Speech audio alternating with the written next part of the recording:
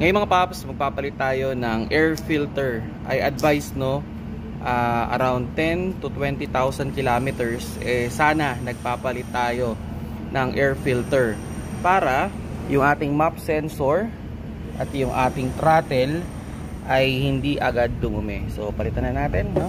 Actually natanggal ko na yung old filter natin. So kapit natin yung bago mga paps. And secure lang natin siya. Okay, lock.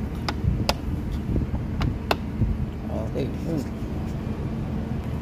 So yun mga paps, no? Ito yung old filter, mga around 20,000 kilometers na inatakbo nito. So pinalitan na natin, panigurado lang para laging malinis yung ating map sensor at yung ating throttle.